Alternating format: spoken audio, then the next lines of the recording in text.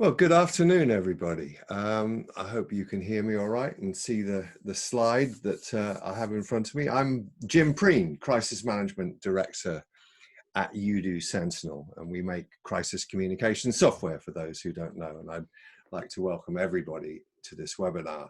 Today, I'm going to be talking with Chris Phillips about safety and security during lockdown. And it's become a bit of a tradition on these webinars where I ask people where they're listening from. It's also a bit of a trick on my part to get you to use the Q&A box. So why don't you pop your hometown or the country that you're listening from in the Q&A box to see who's here. It's also talking of Q&A, talking of questions and so forth. I'd really welcome that you ask questions as we go along. People are putting stuff in already. Okay, not too far away so far. We've got various from Simon from the UK, Andrew from Staffordshire. We got Joanna from the Herts Essex borders. Okay, we got Mark from Thames Valley. We've got Silvio, I hope I'm pronouncing that correctly, from London. Tim in Essex, Alan in Cheshunt. We've got Basil is calling in from Jakarta in Indonesia. That's very interesting, because we quite often have a few people far flung. So I guess the person who wins, and at the moment it's Basil, is the person who is furthest away from London, which is where I'm talking from today. I've got Paul here, Birmingham City Centre. Neil says good afternoon all the way from Newcastle. Afternoon, Jim and Chris, and that's from Chris Tsikalis, who we both know, in fact, from Victoria Beard there. We've got someone. We've got someone from Cape Town in South Africa. Excellent. And we've got Lorraine from where? From Surrey in the UK. So it's a good mix of people we've got there. So I'm pleased to see that you're all using the Q&A box. So as I say, while the webinar progresses, while I'm talking with Chris, if you've got a question to ask Chris, if you've got a comment about something that he says, then just pop that in the Q&A box, and we'll do our best to answer those questions. Well, talking of my guest, I'm delighted to welcome Chris Phillips, who's here to help us understand the safety and security implications surrounding COVID-19, which is leaving its mark on every aspect of society. Many of you will know Chris, but here's a very brief resume about his illustrious career. So Chris, welcome. Could you just tell us a little bit more about yourself? Just flesh that out a bit. Yes, thanks, Jim, and welcome everybody. It's a great pleasure to speak to you all today. Well, a little bit about me. So quite a lot of years of experience of policing and right through the remit of public order policing, so riot policing, through to general policing, the streets of London, and then finally ending up looking after Richmond Borough, which is one of the big boroughs in London, where we had some decent crime activity. But then I got into counterterrorism, and counterterrorism really is what I'm known for, I suppose. I became a counterterrorism security advisor, which meant that I advised events, sporting events, pop concerts, and anything else that needed some counterterrorism advice on behalf of the police. I then ended up applied for a job within the National Counterterrorism Security Office, where I headed that up for 7 years. And during that time, really, that's where I built up my knowledge around protecting crowded places. But not only crowded places, protecting actually sites such as pathogen and toxin labs that we've seen causing, I think, a bit of this problem where pathogens may have escaped. We don't know yet, but I think that's what it will probably end up being. And also locations with radioactive sources. So protecting the critical national infrastructure and crowded places is kind of where I ended up. Having retired a few years ago now, I've been working in the private sector, giving the same kind of advice really, but obviously being paid for it, which is slightly better. And here I am today, still happily trundling along, giving advice, hopefully putting a view on things that others don't necessarily see. That's great, Chris. Thank you very much indeed. Just a quick question for you. So when you were part of the national, or heading the National Counterterrorism Security Office, what does that mean? Does that mean you're working with MI5? How does that, does that kind of dovetail? Yeah, we were co-located with MI5. So we Ah, used, and part of MI5 is called the Centre for the Protection of National Infrastructure. We were based within that group, and our job really was to provide the on-the-ground advice for critical national infrastructure. But also, I developed the crowded places strategy and actually worked out how we could target harden our cities, our stadiums, our shopping centres, and our hospitals, funny enough, from potential terrorist attack. okay. All right. Excellent. Well, I suppose you were in and out of Thames House then, which is about half a mile away from where I'm speaking from. Yeah, I'm based there for 7 years. Oh, okay. All right. Fine. Fine. But I'm just over the river from there. Just to say that we have someone else listening in, and this is a good one. We got Jorge from Orlando, Florida. And I'm guessing the weather's going to be a little bit better in Orlando, Florida than it is in London today. We seem to have a kind of rainstorm coming in here. All right, let's get underway here. Now, there have been concerns about public order breaking down if lockdown goes on for some time. And I'm going to ask Chris about that. But first, I'd like to ask you, the audience, is this something that you've thought about? And I'm going to do this by launching a poll, which I have now launched. I hope you can see that. Chris, do you see the poll? I'm not. Yes, I've got it. You got it. If perhaps you would vote as well. Well, So, I'm going to vote yes. okay. That's interesting. Well, hold your fire on that because we want to ask you about that. So what have we got here? We've got, okay, excellent. So 53% of people have voted. Could we get a few? Oh, 70%. It's leapt up. Well, this is quite interesting, I must say. Okay, Chris, can you see the results? No, I can't. Okay. And I'm not allowed to vote apparently either, which is right. Okay. Well, I'm sorry. What are you expecting the results to be? I'm just about to close the poll and show you, but just out of interest, what do you think? Do you think people think there is going to be? I think your perception will be from where you live and the position that you're in. Really, I think we all come from slightly different perceptions of this. Well, I'm ending the poll now, and I'm going to share the results. Now, can you guys see this? I think you can. Yes? Ooh. No? Yeah. You can see it. Okay, yes, Tim is telling me he can. So there you go. It's a big 83% of people believe that there will be some kind of social unrest. So Chris, let's get your thoughts on this. I mean, lockdown's causing many stresses and strains. And we're seeing social unrest in the US, to a lesser extent in Italy. What about here? Do you think it's likely here or what? Let's hear your thoughts on that, please. Well, I think, if I can just go back a stage, really, one of the most misleading cliches about this coronavirus issue is that it treats us all the same. It doesn't. It really doesn't. Neither medically, economically, socially, or psychologically. I think what's going to happen is it will, in particular, exacerbate any pre-existing conditions of inequality. And where you have inequality, you tend to get unrest. And I think before long, and to some extent, certainly in the UK, and it's quite an interesting fact, we only have riots in the UK in the summer. It's strange that people don't want to go out in the rain to riot. So to some extent, the weather may have a bit of an issue with this, and play a bit of a part in this.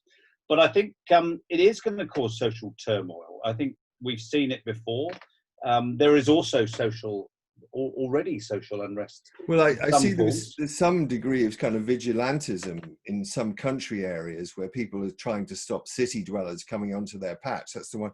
I think I've seen that. I don't know if there's anything else happening at the moment, Chris. So, well, in the UK, I think we've been okay up until now. But of course, we're at the very early stage of this still. I know we're 4 or 5 weeks in, but actually that's still an early part of this. And what we've got is these inequalities multiplying. And one thing you can guarantee, if you're one of the poorer paid members of society, it's one of the least types that you can work from home. You're unlikely to be able to work from home if you're not earning very much. And these people will suffer more probably than those at the top end of the scale. And and that inequality often finds its way through to disorder.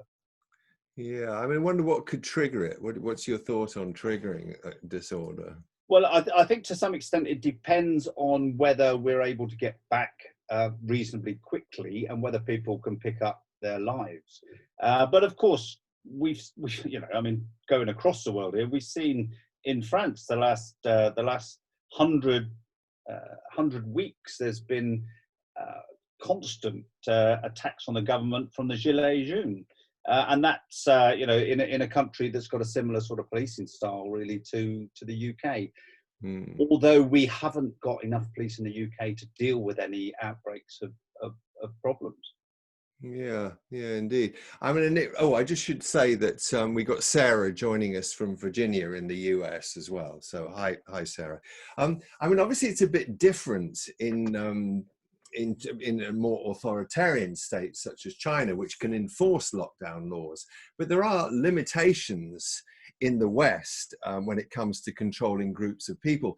There've already been some criticism of some police forces being a bit heavy-handed. I mean, what's your take on that aspect of it? Yeah, and that's the interesting point, I think. I think one of the reasons that we were late into lockdown was because I don't believe that the government thought that people would do it unless they wanted to, unless they believed in it. I totally agree. I was really surprised. I thought, are people really going to follow this? But I guess when there's the possibility of dying, then people do follow it. But I think it needed a good 3 weeks of being persuaded that this was something they needed to do. And I think the government were very slow. I mean, if you hear Boris Johnson when he was first talking about this, and someone asked a question about, will police be arresting people that don't follow this? He was almost surprised.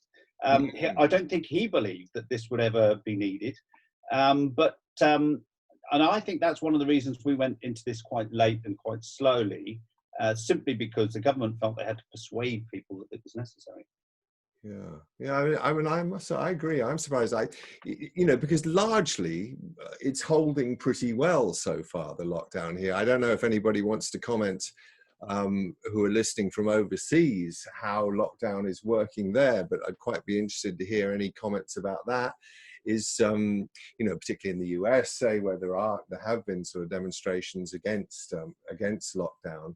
Here so far it's holding pretty well. I mean, there have been some egregious examples where it hasn't, but so far so good, I think. Chris, any more thoughts on that?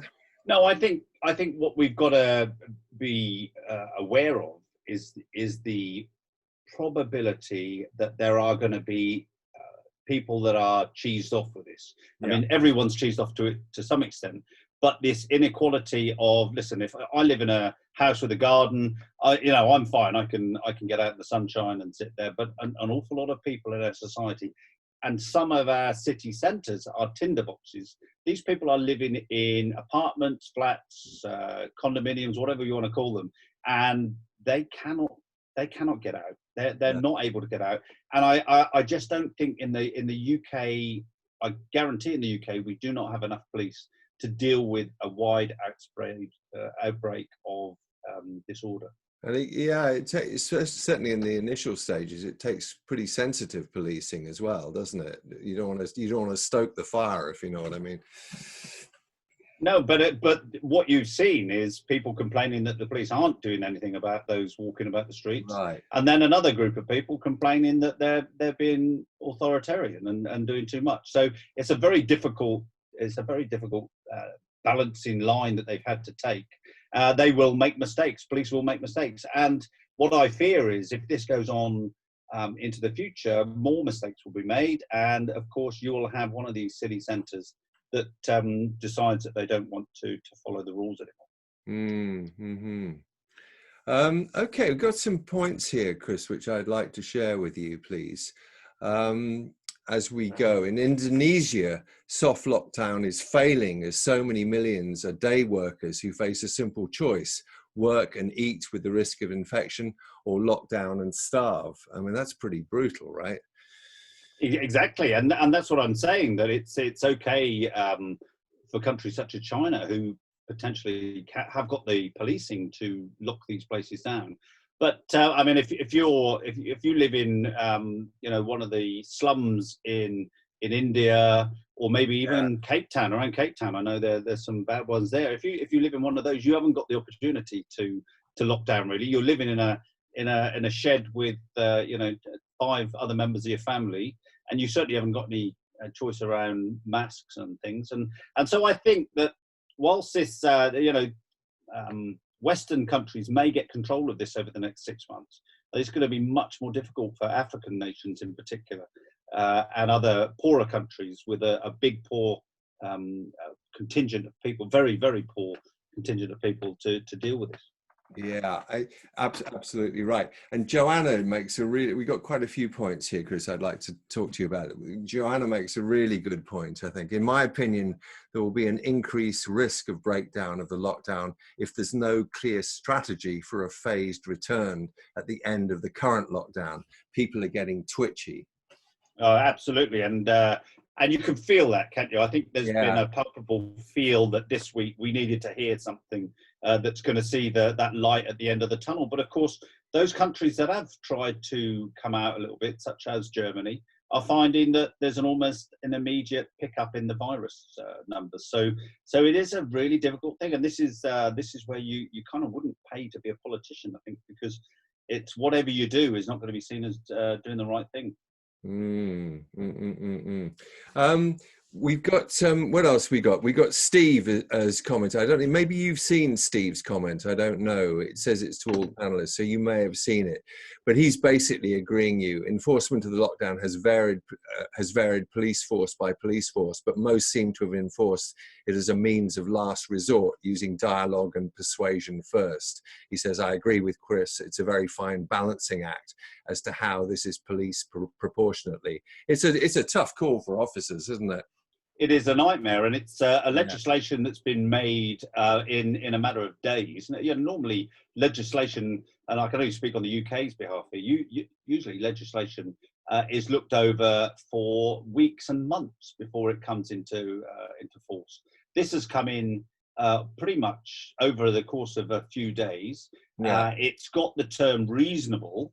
Now, if I sat in a room with all the people in this room, in this webinar at the moment, and asked them what their view of reasonable was, we'd all have slightly different examples. We'd have different opinions on that. So the term reasonable is just a complete nightmare for policing.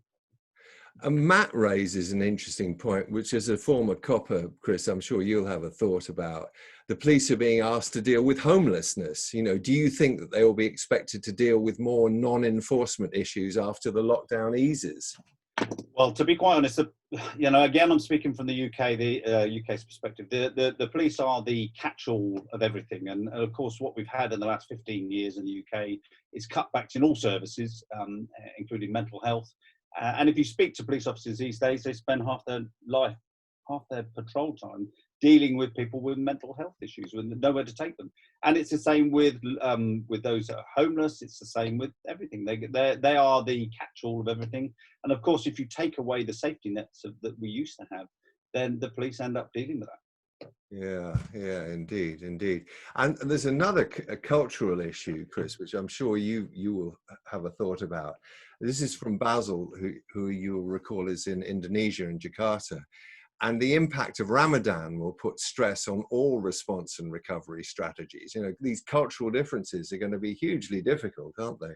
Yeah, Basil, I've been out in Indonesia, in Jakarta actually, for two different years during Ramadan.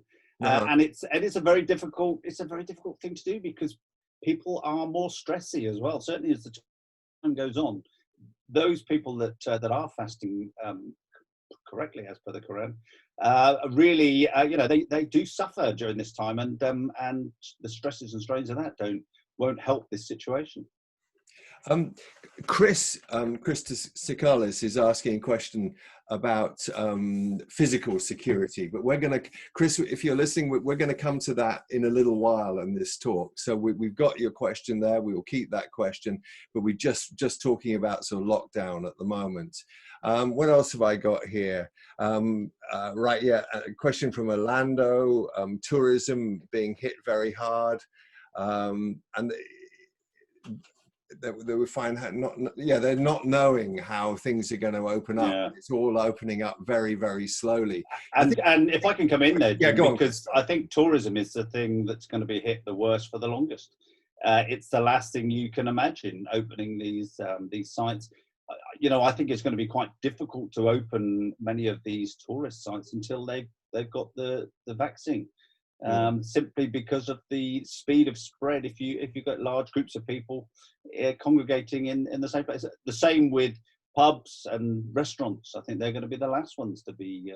Completely. I've got friends who run the bar and restaurant and stuff, and they've got their head in their hands. I mean, how do you social distance in a bar? It's impossible. It is impossible. Neil asked a question. We are, and this is in the UK, we're starting to see an increase of persons traveling and leaving their homes. At what point do UK authorities step in, and what escalated measures can they take? That's a tricky question. Yeah, well, Neil, I think they're really going to struggle to deal with that, because I just don't think they've got the policing available to them to deal with that. I think that I've always said from day one that the only way this will work is by personal and public pressure that people that people do the right thing rather than go out. But of course, that will only last for so long. And the moment people start thinking that I don't agree with what the government's doing, I don't think that the government is handling this properly, then that is when the problems start coming in. And that's when you will start seeing people go out and practice football in the park, or and groups form. Police officers have to try to go and deal with them. And the moment you get that, of course, you get this rub that can very quickly and easily turn into disorder.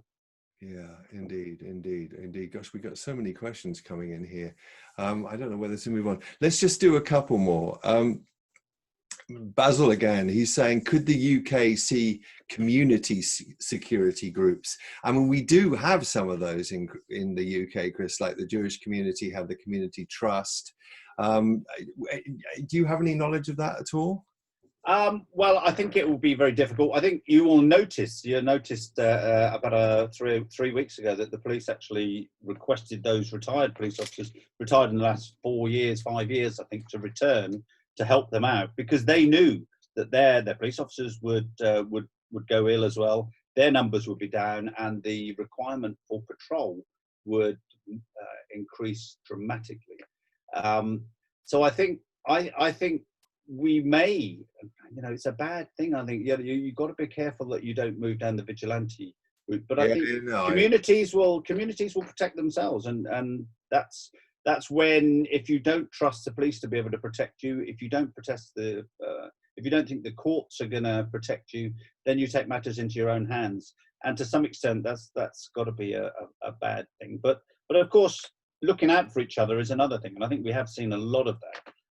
And that's one thing that communities have probably reformed over the last 3 or 4 weeks. Yeah, I agree. I mean, I certainly in my little street here, we all sort of looking out for each other. It's one of those things, however awful this is, kind of hope this kind of stuff continues. Now, whether it will snap back to being as we were, I don't know. But the kind of caring nature of what's going on is welcome. And let's hope that, on a positive note, let's hope that stays with us.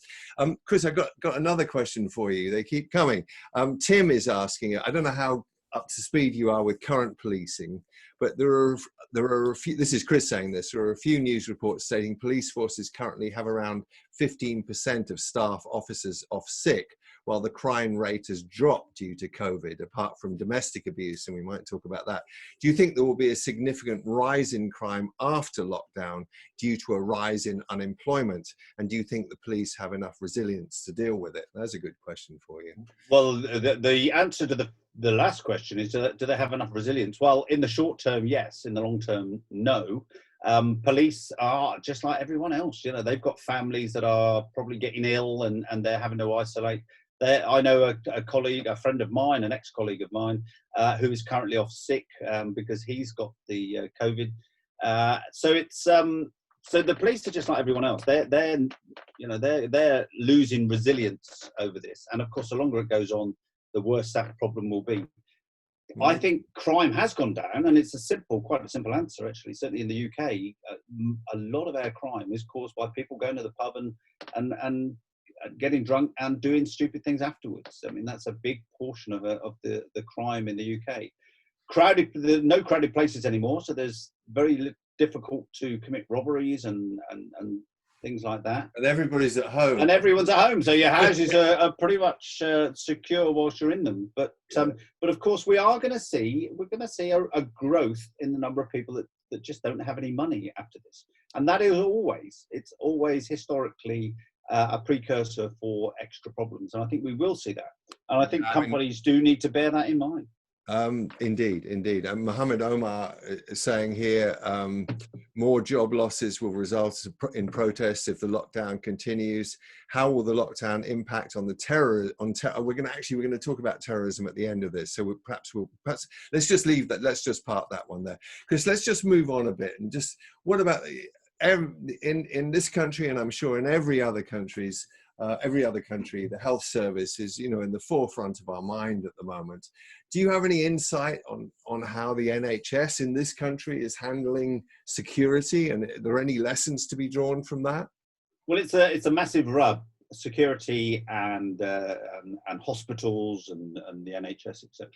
Because of course the whole point of hospitals is they're supposed to be open, inviting places that try to help people and get people better. But of course, they have some really bad stuff kept in hospitals. I mean, the very virus that we're talking about now that's got around the world actually is being dealt with in laboratories across the UK, across the world, and those laboratories have to be protected. We've got radioactive sources used for treating people, particularly with cancer. Every hospital has got these things, and of course they are a very dangerous thing if they get into the wrong hands. So those sort of things need to be protected.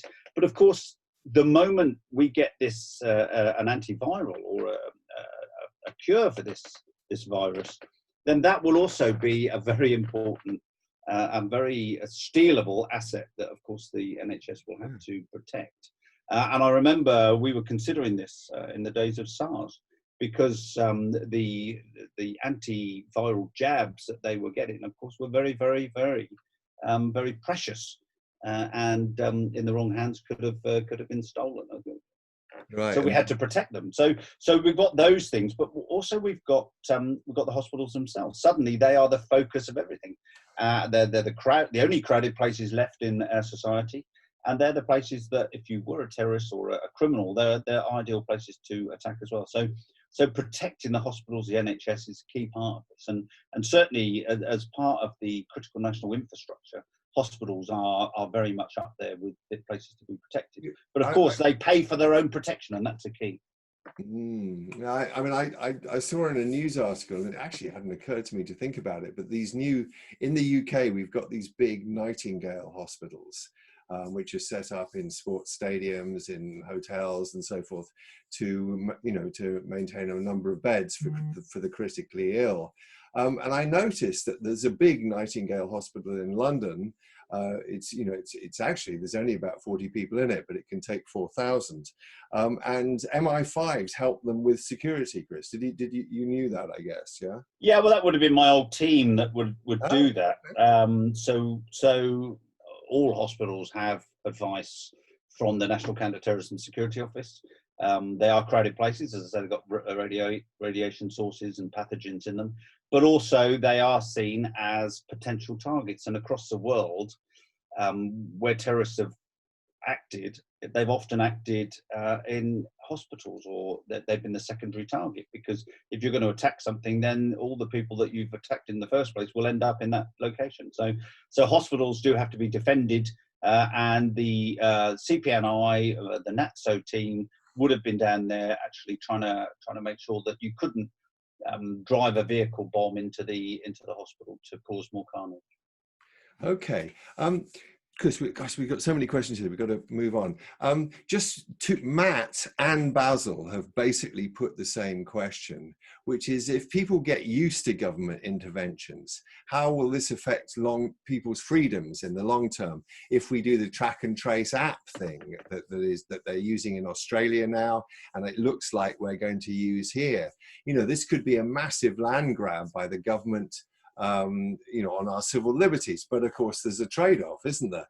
This can help protect us. And at the moment, it seems, once again, like lockdown, people are accepting of this. But how do you see this playing out in the long term, Chris? Because it's going to affect the police as well, isn't it? Yeah, exactly. And we've seen all sorts of things with facial recognition being used on the streets in the UK. It's certainly used in China. And other countries are trying it out as well. So these sort of things, I think there's been a gentle drip of this anyway. And I think people are, certainly the younger generation, are more accepting of it. I think those that have seen, anyone that's lived in the old East Germany and USSR has a different opinion of this. And even Germany have real difficulties with this kind of thing. So it'll be different for different countries. I think I don't believe that certainly our government, either of our two potential governments, would want to do this for bad reasons. But of course, there is a big issue with this. But on the other side of this, we're all using phones that have got tracker devices in anyway. So to be quite frank with you, if the government and police actually have a reason to and want to, they can track you through your telephone. So these things already exist, and we accept them. But of course, we've got to be very careful we don't allow this to get into the wrong hands. Indeed. Right, now, folks, we're going to move. Now, there are 3 questions waiting here, and from Chris, Paul, and Steve, and I've got them. It's all about security and so forth, and we're going to do that. But I just quickly want to talk a little bit about working from home, and I thought I want to launch another poll now. Most of you listening to this, I guess, are working from home, and we just quite like to find out how you like it. So I'm going to launch the poll here. This is just a bit of fun, really, but how are you finding working from home? I don't know. What's your thought on this one, Chris? Well, I don't like working from home personally. I'd prefer to go into the office, but then again, do we all? It depends how hard you want to work these days. I mean, I'm a bit longer in the tooth, perhaps. I mean, it is going to be. I mean, we're going to talk about this anyway, but there's obviously going to be a growth in home working after this. Well, I say obviously. I think there will. Well, I definitely think there will, and I think people are going to be more unwilling to use public transport. We saw that after terrorist attacks, and I think we'll definitely see that after this. Yeah, I totally agree. Any more votes, guys? We got 72%. Anybody else want to cast their vote? Okay, I'm going to end the poll now. We seem to be there. So I'm going to share the results. So there you go. Well, it's quite interesting. So there are some people, and I had a feeling we'd see this, who think this is great. I've got some colleagues where I work who have to travel a huge distance to get to work. And some of them must quite like just nipping from the bedroom to the office and making it easy. But most people, 60% say it's tolerable. I know I can give one example, and that's my wife, who absolutely hates it. Maybe it's because I'm around, I don't know.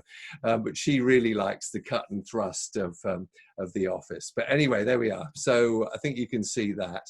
I'm going to go on and ask you some questions. So what are the security risks associated with home working, Chris? You've got the physical security of people, and then there's document security, information security, cyber security. Give us your thoughts on that, if you would.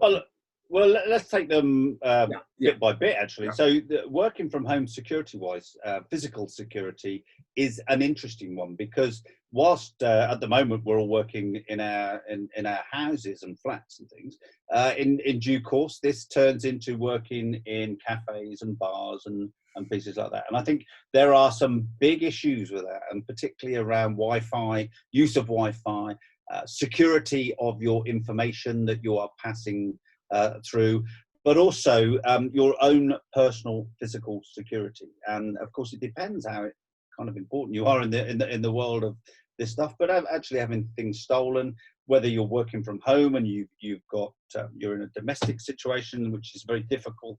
I think we've seen a growth, and I think someone mentioned it, a growth in domestic violence.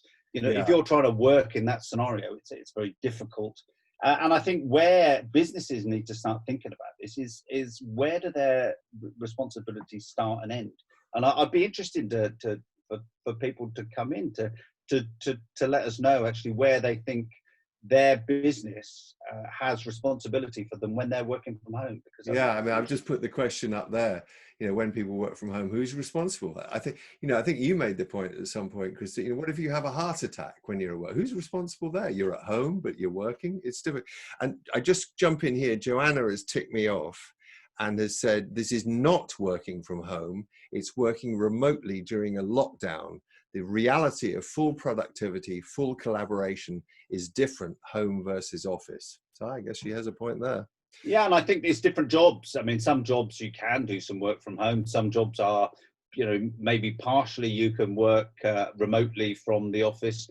But of course, this again comes down to the type of job you're working in, and the lower paid, those people that are more likely to be disaffected, I think, are and potentially cause social unrest, are the ones that really have to go to work and won't get paid if they don't go and drive their taxi, or they don't go and go and sweep the roads or whatever it is. So those people are going to be more upset and more likely to be unhappy about the situation we're in.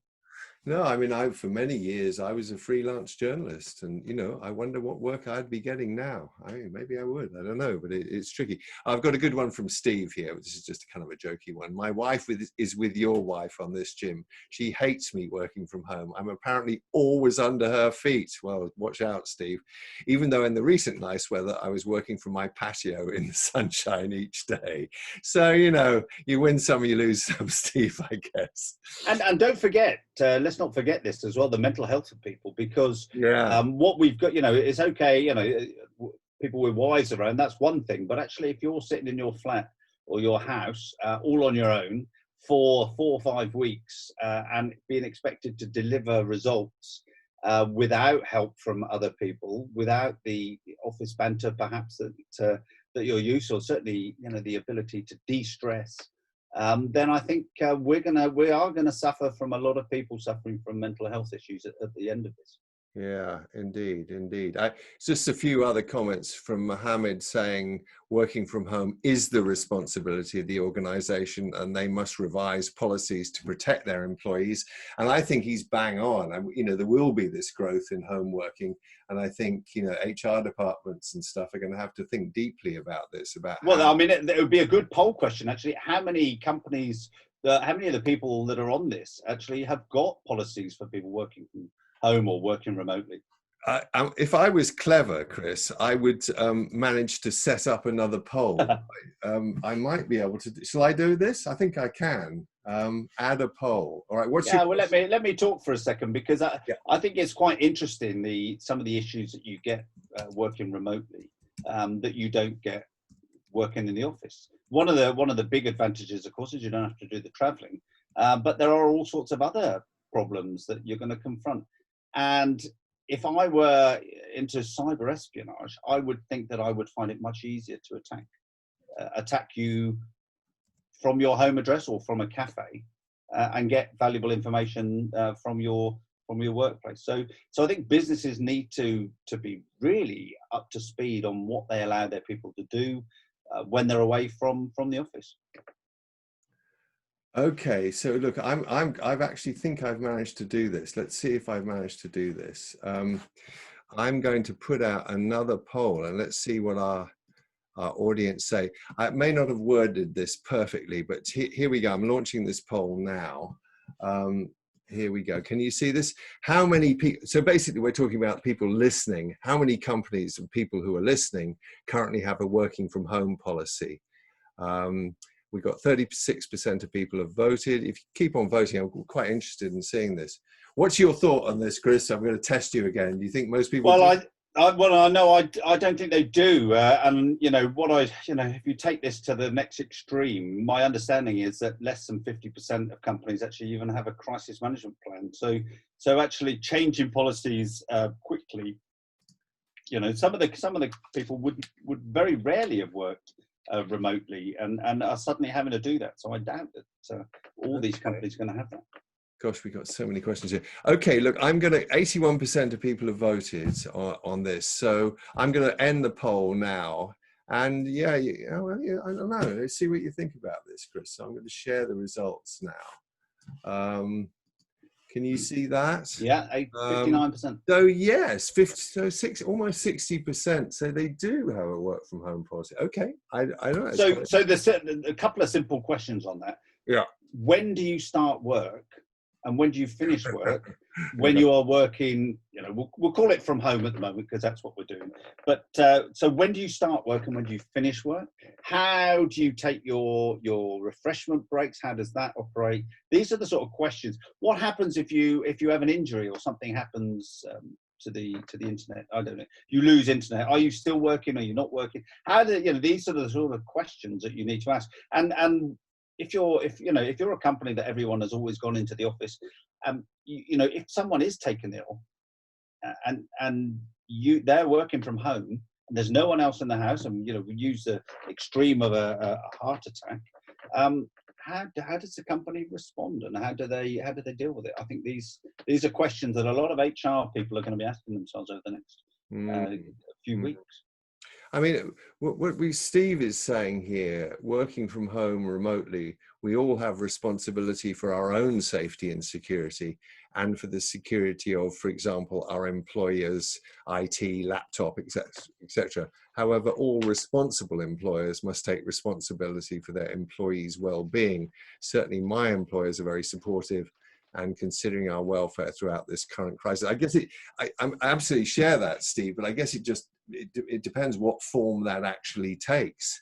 And I have a suspicion people are making this up as they go along. Yeah, just a point of interest. So when do you become the company's responsibility is a fascinating topic.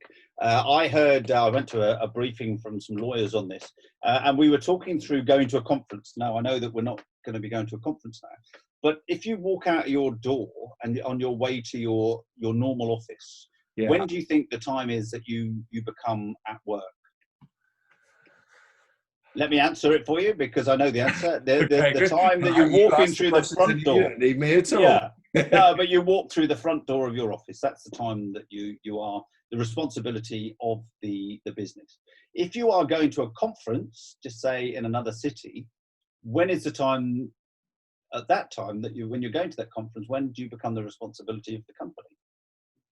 It's the time the moment you walk out of your door, that you're going to a place that's not your normal place of work. So if you get mugged, if something bad happens to you on the way to that conference, if it happens when you're at the conference or when you're on your way home from the conference, it's all the responsibility of the company, and the business needs to be aware of that. Right, okay. Neil is saying here, we have policies but geared towards health and safety, not geared to security and safeguarding assets. Yeah, that's probably And I've been saying for a long time that actually if we could actually link security to health and safety, we'd be in a much better place, because most companies are very, very willing to spend money on health and safety because they have to, because there's legislation, but actually are much more reluctant to spend money on security, even though you have a duty of care to your member of staff on a security basis. And if you take this to the next level, and I know this is a little way off now, but if you are sending people overseas and you're sending them to Paris as an example, and they get caught up in the riots over there, or you send in one of your staff and they take their family with them, and their family are caught up, where does the company's responsibility come in as security? Yeah. I mean, someone here is saying the way we do business and travel, as you're suggesting, will have changed forever. And I think that's right as well. And Paul is saying many have working from home policy, but it will definitely need rewording following COVID-19. I think that's not the only thing that's going to need to be redone following COVID-19. I think our whole society is going to change. Well, I think we'll see less travel, won't we? Because people Yeah, are now working out how to use these. We won't be able to afford to. If many airlines go bust, as it seems they might, then I'm sure airline tickets are going to be very expensive. I don't know anything about this. What about the regulators? Neil is saying, will we see the regulators such as the PCI and the DSS amend their compliance assessments to facilitate working from home? Well, I'm guessing they will, but that's purely speculative on my part. Yeah, I think they've already will have done this, and I think there are many companies that do have people working from home on a regular basis. In fact, you see it nowadays. Many more offices have hot desking because they've got far more staff than they've got than they need office days. So they're, people are obviously working away from that place much more than ever before. And if you go into London on a Friday, you'll know that the tubes and trains are empty because a lot of people work from home on a Friday, it seems. Indeed. Chris, time is running short. We have to finish quite soon. And I know there are people who want to know about the kind of physical security dealing with lockdown. So I've got a question here. With lockdown, lots of empty shops and offices, what should firms be doing to make sure these are secure? And just hold that thought. And then Chris is saying, it looks like in the next 3 to 4 weeks, we'll be moving into a phased recovery period. What are your thoughts on physical security? What should it look like during the recovery phase? And how can businesses balance the right physical security with being mindful of health security as well? I'm sorry, Chris, lots of big questions there. No, I think and they're really valid, and I think we are going to see shops and other businesses starting to reopen with a skeleton staff half the time. And I think what all companies need to start doing is thinking through their physical security, whether it's CCTV, whether it's manned guarding, and whether the guarding companies are going to have enough people to actually assist those that require it. And I think many more companies will require it. We see now a lot of the small shops actually employing a security guard outside to monitor those people going in. Now, if other companies are going to have to do that as well, then they're going to need to get in touch with the security guarding companies fairly quickly to not only make sure that those security guarding companies have got, whether you've got a contract with them in the first place, or whether you need to take a new contract, reconsider the number of security personnel you're going to require. We will get a spike in crime at the end of this. We will get additional burglaries. I don't think there's any doubt in that. And you're gonna have to bear in mind that this rise in crime is going to require a bigger security presence. And what we've seen and what we've already discussed is there's going to be a lack of police officers to deal with it. So it's in your lap, I think, to think now through the security remit of your security guarding, whether you need more, whether you need to extend the hours, change the hours of those that you've got, but certainly start talking to your security guarding companies as soon as possible. I mean, there's a good thoughts and questions from Paul on this subject. He says, I'd welcome thoughts on the public realm of security patrolling or guarding. Some guards are willing to go to work while others aren't, leaving a real issue for employers, risking discord within the ranks of security staff. How are employers to position themselves when some security staff simply refuse to go to work due to COVID-19? Yeah, it's a tricky one, isn't it? It is, but it's right across the piece, isn't it? I think we will find an awful lot of people will be very reluctant to go back to work at the end of this, and I think companies need to be talking to their staff. But I'll go back to this thing again. Make sure that you are talking to your security guarding suppliers. If you've got one, if you haven't got one, then you need to get onto them as quickly as possible to decide whether or not you need people there to look after your premises. Okay, good. All right, Chris, let's move this along a little bit here. Let's take you back to your old job for a second. Well, I don't know, it's still your job. I don't say your old job. The terror threat. I mean, for reasons that we've already talked about a little bit, it seems to have decreased. But what's your take on the current terror threat? Well, the good news is that we did have a reduction in the terror threat levels, but what we've got now is a slightly different scenario. The last 4 or 5 weeks, we've had people sitting in their bedrooms, playing on the internet, playing on the computer, and potentially being ripe for radicalisation.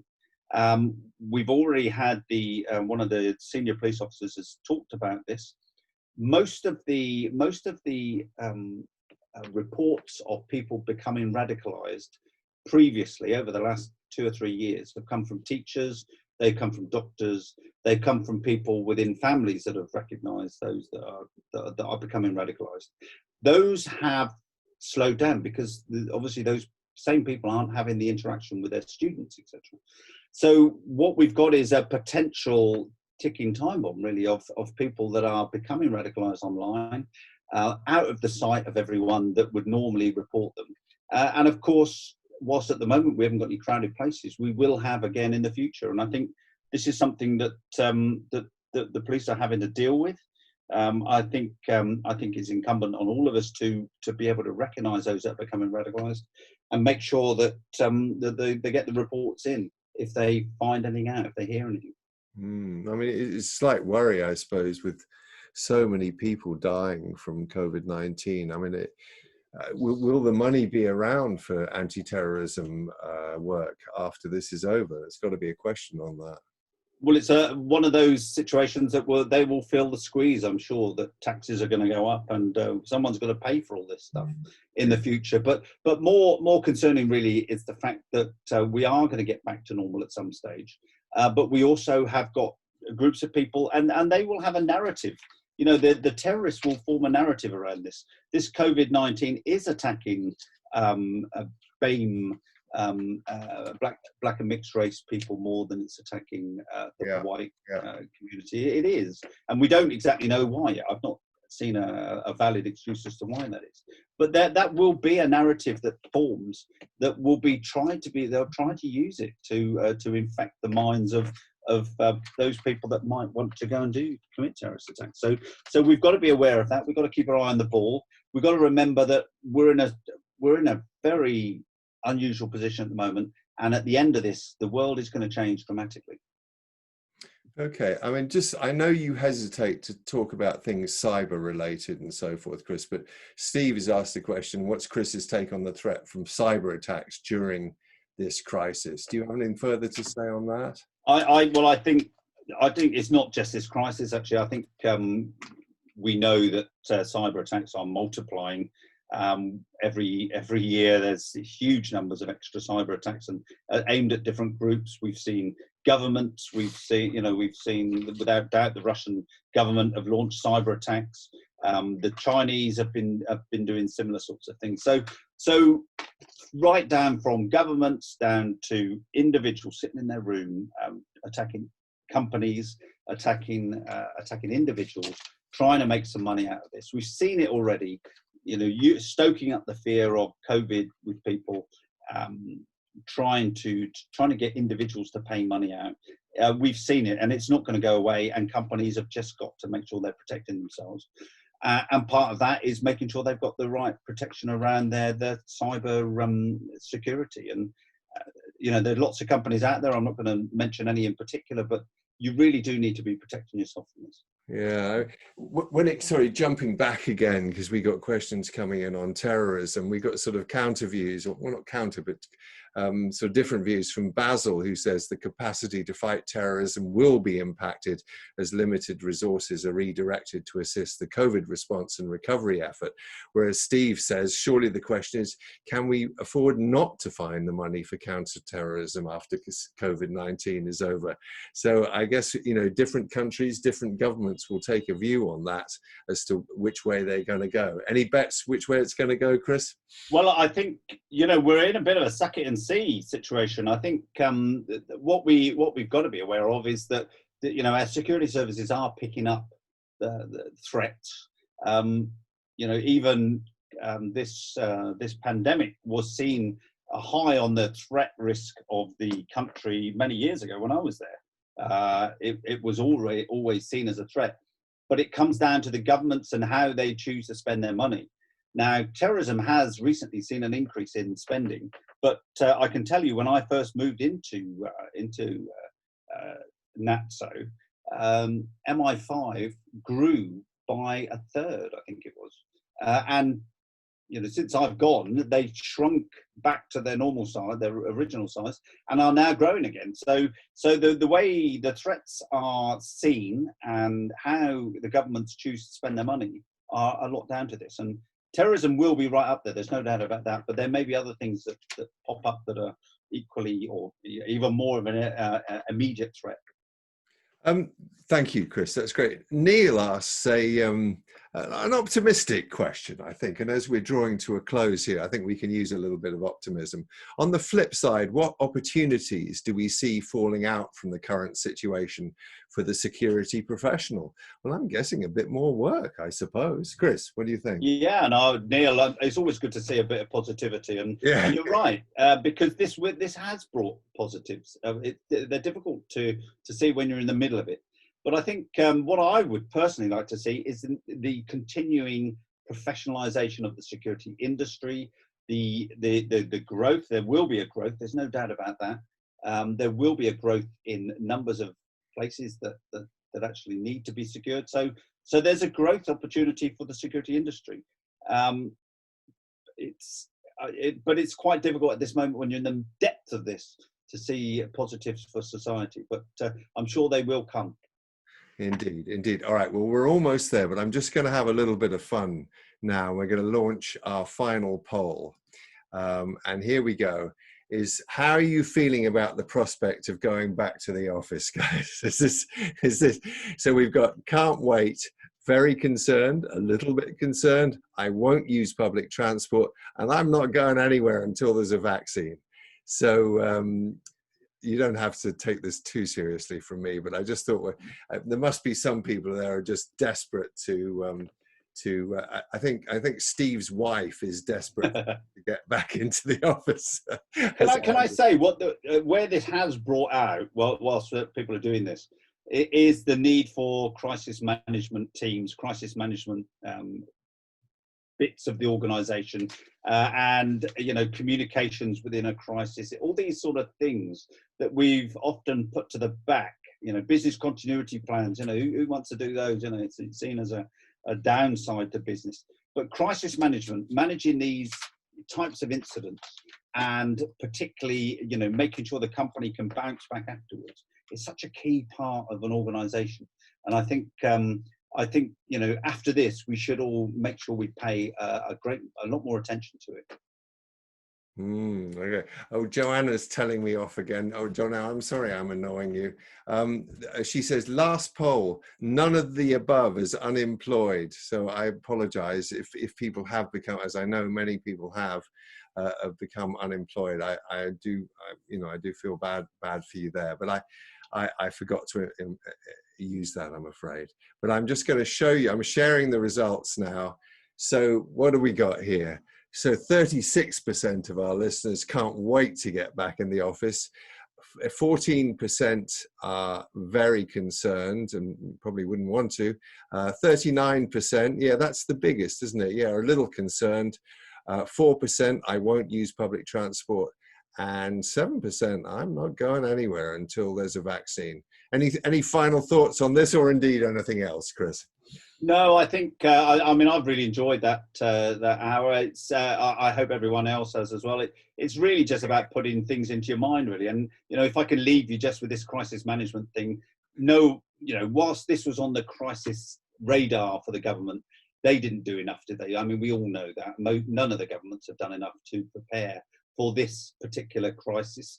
Well, when you go back to business as normal, or however we end up with this, it is well worth getting into your crisis management plans, getting into your business continuity plans, and making sure that they are fit for purpose. Because this stuff that comes out in left field will hit another company on another day, and it's best to be prepared. All right, great. We're getting some very nice messages here. Great session, thoroughly enjoyed it.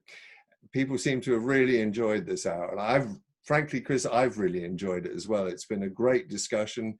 We've had great questions here. So basically, it just leaves for me to say thank you very much for joining us. We'll be running another YUDU Sentinel webinar in a month's time. Don't know who the guest is going to be. If there's anybody out there who would like to be a guest who has a particular take on crisis management or indeed on the current situation, then by all means get in touch and we can see if we can schedule you in.